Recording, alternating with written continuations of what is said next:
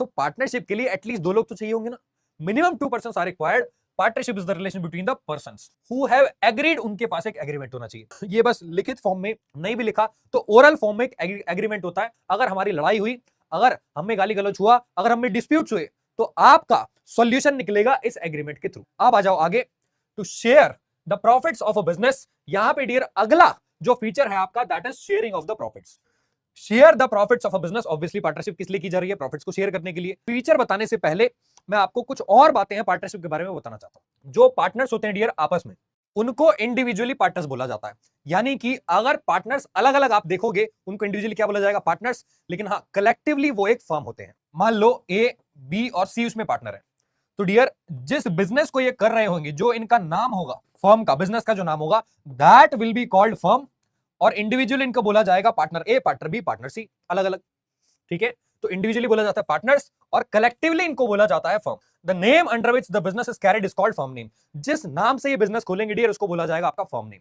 तो minimum partners dear, मैंने आपको बताया था मिनिमम 2 लोग तो होंगे ही, तो मिनिमम 2 पार्टनर्स। और मैक्सिमम जो पार्टनर्स होंगे as per rule 10 of companies act 2013, इसका जो कानून है dear, that law is partners Indian partnership act 1932। लेकिन डियर इस कानून में मिनिमम पार्टनर्स, मैक्सिमम पार्टनर्स के बारे में नहीं लिखा। तो मिनिमम पार्टनर्स तो बाय डिफॉल्ट ही 2 होंगे, 1.5 लोग कैसे हो सकते हैं? और maximum partners dear as per rule 10 of companies act 2013, companies act बता रहा है कि जो पार्टनरशिप के अंदर मैक्सिमम पार्टनर्स होंगे that will be 50।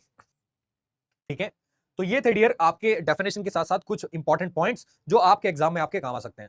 Features and characteristics of partnership. पहला फीचर, जैसे कि मैंने आपको बताया था, पार्टनरशिप की डेफिनेशन में था, partnership is a relation between the persons. यहां पे डियर मिनिमम 2 पर्संस होते हैं, मैक्सिमम 50। अब वो पर्संस जो होते हैं वो किस टाइप के पर्संस हो सकते हैं? 2 और मोर पर्संस, कम से कम 2 लोग होने चाहिए, और वो होनी चाहिए कॉम्पिटेंट टू अ कॉन्ट्रैक्ट।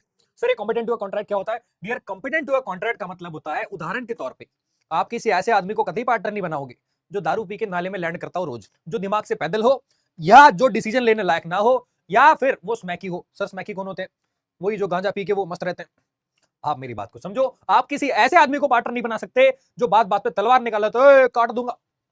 आप मेरी छोटी सी बात को समझ लो ना। कॉम्पिटेंट टू अ कॉन्ट्रैक्ट का मतलब होता है समझदार होना चाहिए, डिसीजन मेकिंग करने लायक होना चाहिए, उसी को बोलते हैं कॉम्पिटेंट टू अ कॉन्ट्रैक्ट।